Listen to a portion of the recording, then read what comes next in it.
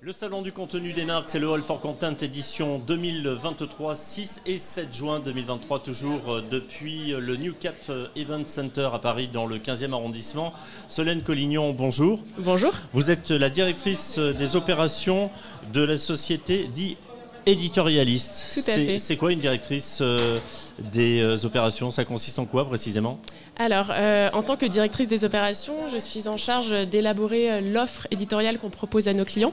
Donc, c'est-à-dire être sûr qu'on leur propose le meilleur dispositif possible en fonction des formats et des journalistes qu'on a à disposition pour produire. Alors justement, dit éditorialiste, c'est un pure player qui propose de l'éditorial pour l'ensemble de ses clients.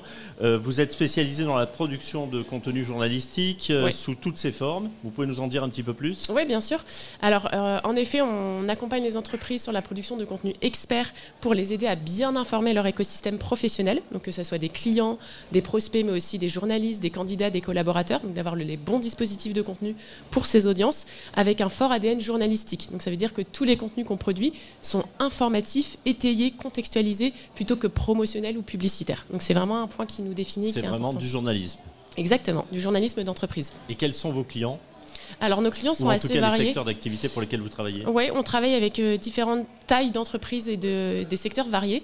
Donc on travaille à la fois avec des grands groupes, des ETI, des PME, mais aussi des startups, dans des secteurs plutôt complexes, donc, comme la finance, les fonds d'investissement, mais aussi l'industrie, la santé, ou la tech, ou le conseil. Donc c'est assez varié aussi dans l'approche. Vous avez 9 ans, donc vous êtes encore très jeune, et vous êtes installé sur Paris. Vous avez des clients sur l'ensemble de la France? Oui, à tout à fait. L'étranger également? Oui, et même à l'étranger. Alors pour les entreprises, on va dire ETI, grands groupes, ils ont beaucoup d'enjeux internationaux de production de contenu. Donc la plupart des contenus qu'on produit sont français, anglais, bilingues à minima, et parfois déployés dans d'autres géographies et d'autres langues. Donc même s'ils sont centralisés parce que le siège est en France, il y a beaucoup d'enjeux, notamment sur les content factories, de production à grande échelle et sur plusieurs géographies.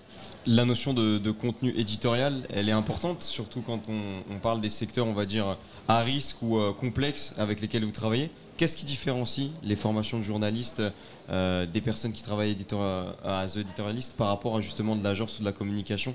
Est-ce que le message est différent? Est-ce que le fond change? Alors c'est vraiment une question, une problématique de traitement de l'information. On a un sujet, on a des thématiques, qu'est-ce qu'on va en faire pour atteindre des objectifs auprès d'une audience particulière? Donc ça veut dire comment on va angler les sujets, comment on va les problématiser pour que ça soit intéressant pour cette audience, comment on va structurer le contenu, sous quel format, est-ce qu'on va faire de l'article, de l'audio, du podcast, de la vidéo pour atteindre ces objectifs-là, et comment on va aussi contextualiser et apporter de l'information intéressante, donc généralement à l'aide d'interviews, d'experts ou de collaborateurs ou autres, pour vraiment apporter une information valable et utile pour les audiences que l'entreprise veut toucher. Vous avez un axe fort en 2023?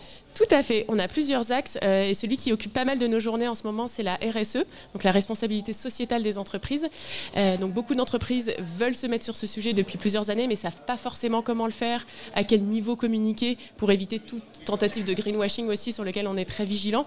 Donc voilà, donc l'idée c'est vraiment notre rôle d'accompagner les entreprises sur ce sujet-là, quel que soit leur degré de maturité, mais avec le bon contenu et les bons messages. Donc c'est-à-dire, on peut commencer par un manifeste RSE par exemple pour exprimer des convictions, une démarche, et ça peut aller jusqu'à la production de rapports RSE qui vont attester d'un bilan et d'une trajectoire sur le sujet. Donc c'est assez varié et on fait aussi de la programmation éditoriale tout au long de l'année avec des temps forts éditoriaux RSE. Cette pluralité des rôles qui a The Editorialist, elle nous questionne aussi sur le rôle de l'intelligence artificielle qui est majoritairement présente sur le salon. Vous nous expliquez en off qu'elle a possiblement une utilité chez vous, mais qu'on est encore sur une phase d'étude. Tout à fait, c'est assez exploratoire pour l'instant. Alors l'idée, bien sûr, c'est pas d'être dogmatique et de se dire non ou oui directement, mais vraiment de savoir comment elle va améliorer la pratique de notre métier. Donc sur quels usages on va pouvoir gagner du temps en restant vigilant à la valeur ajoutée qu'on propose à nos clients dans les contenus, c'est-à-dire être très très vigilant sur la fiabilité des données, sur la précision des informations, parce que par exemple les langages de génération automatique de texte ne citent pas leurs sources. Donc c'est la base du travail du journalisme, c'est d'aller chercher des informations qui sont sourcées.